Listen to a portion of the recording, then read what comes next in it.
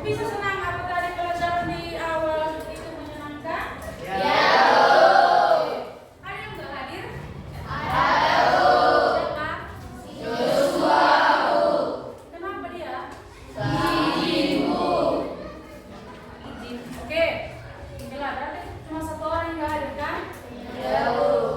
Masuklah kita melanjutkan pembelajaran kita bab 1 pertemuan keempat di berpikir komputasional. Oke, buka bukunya nak. Berpikir komputasional. Masih ada yang ingat apa itu berpikir komputasional? Di kelas 7 juga itu sudah dibahas. Sekarang kita di kelas 8 juga dilanjutkan. Yang bisa berpikir komputasional adalah mencari masalah dengan ilmu komputer. Ya, bagus. Ada lagi? Apa itu berpikir komputasional?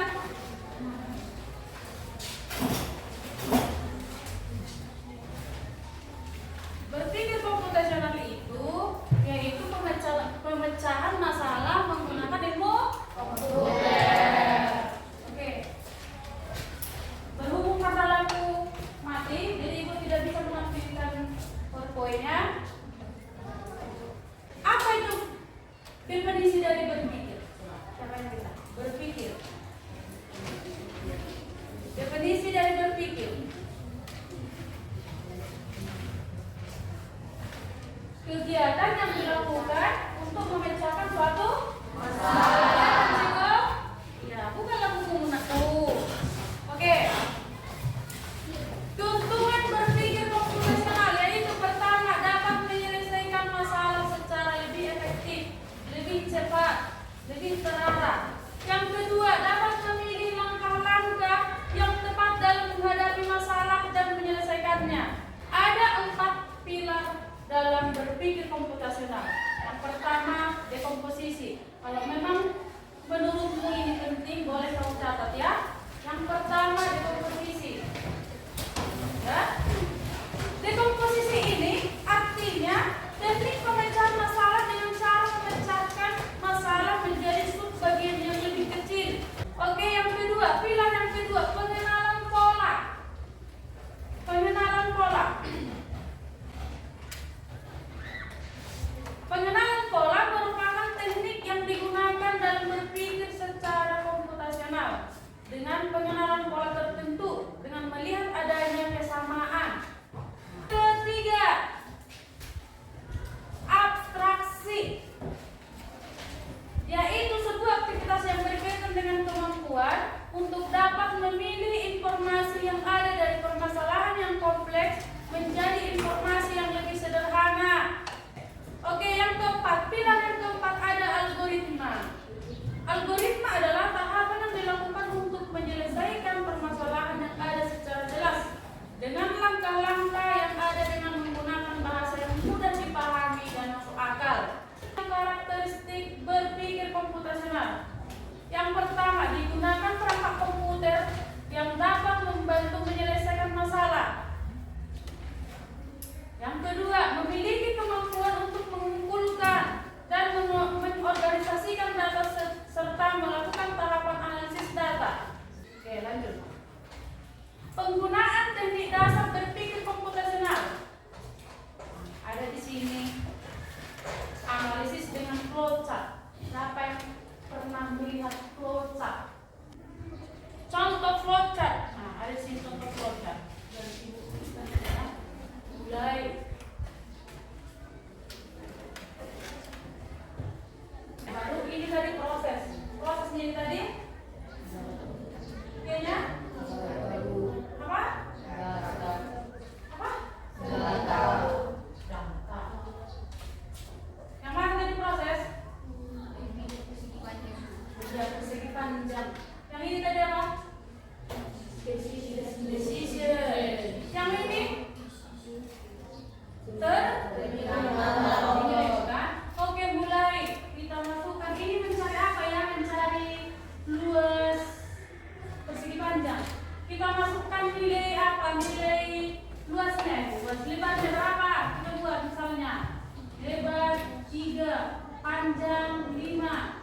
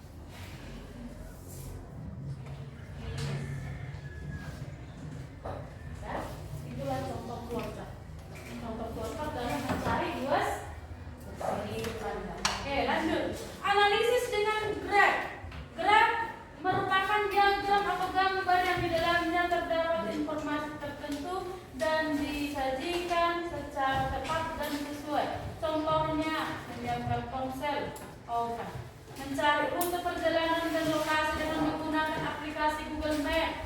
Silo. Dan untuk mencari lokasi menggunakan Google Map itu langkah-langkahnya apa? Pertama, menyiapkan ponsel. Kedua, membuka Google Map. Ketiga, memasukkan alamat yang mau kita carikan. Baru keempat yang berikutnya maka muncullah alamat yang kita cari tadi itu, yang kita masukkan tadi itu kan.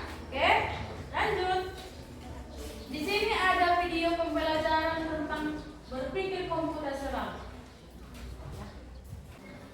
Nanti habis ini ada kerja kelompok ya. Ditentukan di lembar kebebasan. Maka untuk memudahkan pelaksanaan, kamu bisa menuju panitia bagian acara, konsumsi, publikasi, keamanan, dan lainnya. Yang kedua, pengenalan pola. Artinya mencari kesamaan dan pola di antara bagian-bagian masalah kompleks yang sudah dipecah.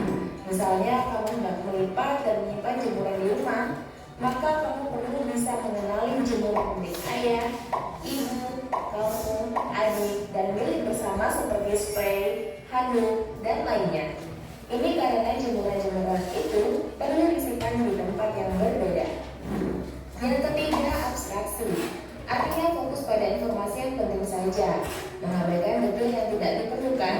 Misalnya, kamu hendak menceritakan pengalamanmu berwisata ke luar kota. Tentunya kamu mengalami banyak hal dari mulai berangkat di bus, berfoto bersama, makan di restoran, menginap di hotel, hingga perjalanan pulang. Tapi nggak mungkin kan kamu ceritakan semua kejadian dengan detail pada teman-temanmu. Pasti mereka bosan kalau kelamaan. Jadi kamu harus menyaring beberapa kejadian yang menarik saja untuk diceritakan pada teman. Yang terakhir, algoritma. Artinya membuat langkah-langkah penyelesaian atau membuat aturan yang diikuti untuk menyelesaikan masalah. Misalnya, kamu diberi daftar belanja di supermarket oleh ibu. Ada minyak goreng, telur, roti, sayur, dan kopi. Lalu kamu harus buru-buru karena ibu sudah mau memasak dengan minyak goreng itu. Nah, kalau seperti ini, satu cara yang efisien misalnya mulai dengan mengambil barang yang paling dekat dari pintu masuk hingga terakhir yang paling dekat dengan kasir. Nah, itu dia 4 landasan berpikir komputasional yang perlu diterapkan untuk memecahkan masalah yang kompleks. Lalu berikutnya, apakah ada cara untuk mengasah kemampuan berpikir komputasional? Tentu ada. Selain bisa coba kamu terapkan ke masalah sehari-harimu, kamu bisa juga latihan soal untuk mengasahnya. Misalnya, gurumu akan memberikan soal-soal computational thinking di mata pelajaran matematika, bahasa Indonesia, dan IPAS dalam kurikulum mereka. Selain itu, kamu bisa ikut tantangan bebas Indonesia juga. Yuk coba simak satu contoh soal computational thinking. Dalam bis studi wisata, ada 3 kelompok anak yang akan diantarkan ke 3 tujuan berbeda. Bis berhenti pertama di restoran, lalu hotel, dan terakhir di museum. Hanya ada 1 tempat penyimpanan koper di samping bis, yang hanya bisa dibuka dari 1 pintu. Sopir bis ini mengatur koper-koper penumpang hingga mudah dikeluarkan. Bantu supir bis menentukan urutan memasukkan koper-koper itu ke dalam tempat penyimpanan. Yuk, mana urutannya? Kan kabarnya di bis itu cuma 1 tempat koper. Pernahnya kalian lihat di video? Itu cuma 1 kan? Bawa ikan dikeluarkan cuma 1 juga pintunya kan? Nah, rupanya kan ada katanya itu 3 kelompok anak yang berhubung berbeda. Ada yang di restoran, ada yang di hotel, ada yang di museum. Ya.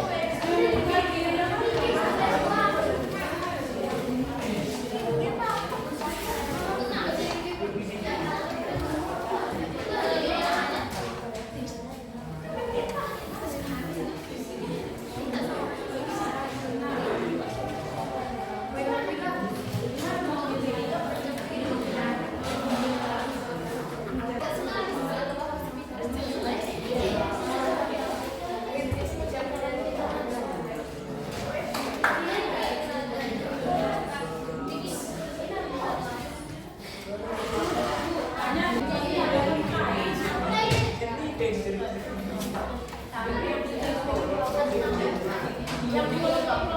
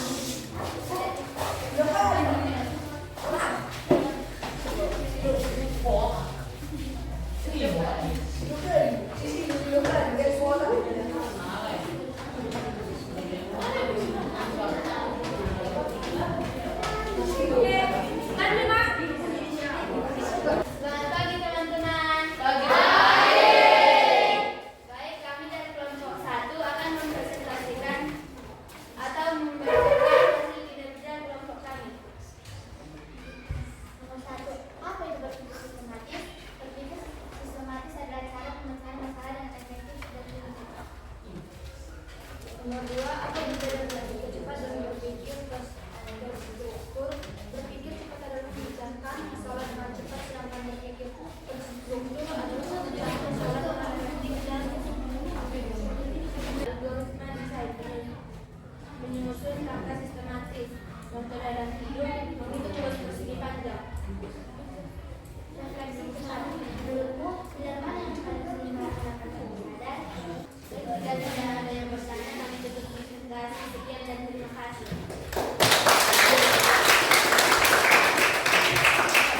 Masuk ke kelompok 4.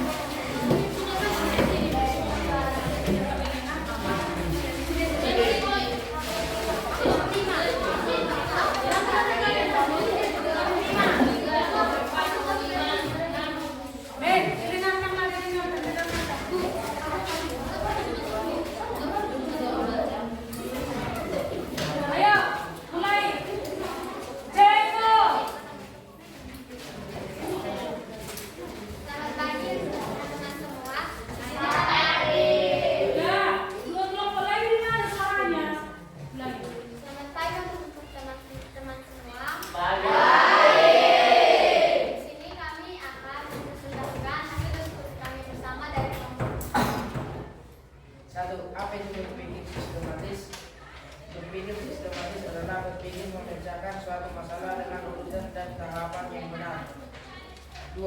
Apa perbedaan berpikir cepat dan berpikir struktur? Berpikir cepat adalah berpikir menyelesaikan suatu masalah dengan singkat namun tak